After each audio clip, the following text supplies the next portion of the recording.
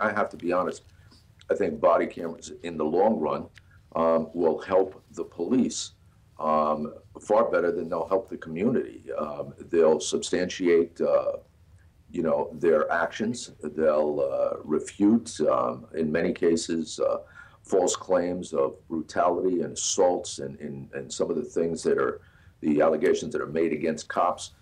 Former NYPD Commissioner Bernie Kerik on this very program discussing the use of body cameras by law enforcement. Welcome back to America's Forum with Miranda Kahn, J.D. Hayworth, and of course, Miranda, the recent police shooting out in L.A. of a homeless man raises more questions about the effectiveness of body cameras. Yeah, according to the reports, 2 of the officers were actually wearing body cameras, but there's still a lot of confusion actually what transpired during that incident. And that's raising questions about whether or not they're actually effective. And some people are actually raising questions on whether or not these cameras could violate privacy laws. Well, with all the questions, time for a good discussion of this, good conversation. We're joined, as always, by our friend Ford O'Connell at Newsmax, Washington. And for more on this story specifically, we welcome in Dave Aronberg, the state attorney for Palm Beach County in Florida and a former Democratic member of the Florida State Senate. Dave, it's so good to have you Skyping in today on America's Forum. Thank you, JD. Thank you, Miranda. Thanks for joining us. We want to ask you about these body cameras, but first, we want to get your reaction to Israeli Prime Minister Benjamin Netanyahu's address that he made to Congress yesterday. What did you think? I think it was quite an eloquent speech, and I think he will hopefully improve any continued negotiations by including what Netanyahu said needed to be included, which are 3 things. First, Iran's got to stop meddling in the business of its neighbors in the Middle East. Number 2, Iran's got to stop exporting terrorism. And number 3, Iran has got to stop threatening the destruction of Israel. If you have all those 3 things included in a deal, it was my belief in listening to Prime Minister Netanyahu that he would be more supportive of it. David, why do you think President Obama is so dismissive of the Netanyahu's speech, and why does he continually say that he isn't providing a viable alternative to the current deal in place? Because what I heard there was he was providing a viable alternative, which meant increase the sanctions, pull back the concessions, and give us a green light to airstrike Iran should they acquire that bomb. But President Obama is constantly pushing back here. Well, Prime Minister Netanyahu made clear that President Obama has been a good friend to Israel, and the United States in the past 6 years under President Obama has given $6 billion to Israel as help with the Iron Dome missile defense system. I do agree, though, that I think that we shouldn't disregard Prime Minister Netanyahu's suggestions as just nothing. It really is meaningful to know that there are some things that need to be included in a deal, such as Iran has to, at least within the 10-year span of the deal, stop calling for the destruction of Israel. So I think that there is some truth on both sides, and hopefully this will elevate the debate and come up with a better package than what's been currently proposed. All right, David, let's bring it back home to the United States and the notion advanced by the Task Force on 21st Century Policing that recommends, of course, increased use of body cameras by law enforcement. But, of course, you take a look at the L.A. situation, 2 body cameras on out there, and still a debate about what actually happened in that shooting. From your point of view, Counselor, are body cameras really the answer? Well, I think for people to think that body cameras are the answer, the panacea, I think that's an overly optimistic opinion because, first of all, we don't know the ramifications of the body cameras yet. They're still so new. And we've seen in the Staten Island case, for example, that people who support body cameras aren't always pleased even when they're used at the ultimate result. In that case, the grand jury chose not to indict the officer.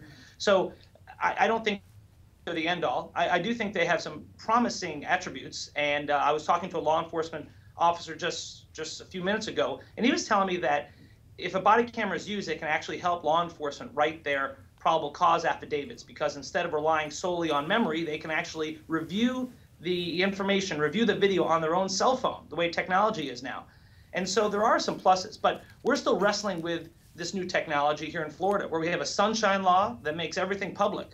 Well, do you want interactions with the public all the time to be public? So in a domestic violence case, what if someone has you in their house and says, law enforcement, you can come in the house, but not if you have a camera on? What do you do then? Right. And so these are things we're dealing with. Dave, let's talk about, you mentioned some of the legalities regarding the use of these cameras. Let's talk about it being open to the open records law. Some critics are arguing, saying, well, yeah, it could help police, but keep in mind the cameras aren't pointing towards them, it's pointing towards the people. So that raises some concerns. And then whether or not law enforcement then needs to hand it over. So as somebody with a law degree, can you kind of explain this to us in layman's terms? I could say this. It's interesting that the people who seem to be most opposed to body cameras, it's not law enforcement, it's the ACLU. It's civil liberties activists who are worried about cameras everywhere. The Fraternal Order of Police, the largest police union, has not taken a position. They don't necessarily oppose body cameras, but they just want to know the rules and regulations. And what's happening is you're seeing each municipality come up with its own set of rules and regulations. This may call out for federal action at some point, or at least statewide action, because you're going to have a patchwork of thousands of different rules that sometimes conflict with each other depending on the municipality when it comes to the use of body cameras. David, let me ask you. given that you said the ACLU is against it, and there's a lot of kinks to work out with the body cameras. Overall, though, I find that the public is extremely eager for police to have body cameras. What do you think is underlying that impetus and that belief in the general public that body cameras are, in fact, the answer? Yes. Well, I'm not surprised that people want this because, you know, there are cameras everywhere nowadays. So we have lost that sense of zones of privacy. Nowadays, we expect cameras to be just about everywhere. And because of that, there's a belief that perhaps they can improve policing. But, you know, and in addition, by the way, the Republicans here in Tallahassee have always been pro-law enforcement, but these days there is that libertarian strain within the party that has gained a lot of support, which is anti-government, and therefore it's becoming, in part, anti-law enforcement. And when that happens, they're thinking, all right, let's have body cameras to make sure that law enforcement acts properly. But let's make sure, though, and I'm talking here, that if that's going to happen, we have to have a set of rules in place that protects the people because they're out there every day, and sometimes they're not consenting to being on camera. We also have to have rules that govern the public records, what's going to happen to all those public documents. And so these are things that have to be decided by conscientious legislators and maybe members of Congress nationally. Dave Aronberg, we appreciate your assessment, and we should note for the record that libertarian leanings or individual liberties are not a partisan issue in any way. You know that certainly in your service as a Democrat with the state Senate, now the state attorney for Palm Beach County, checking in from Tallahassee. Thanks very much. More ahead after this Newsmax Now update.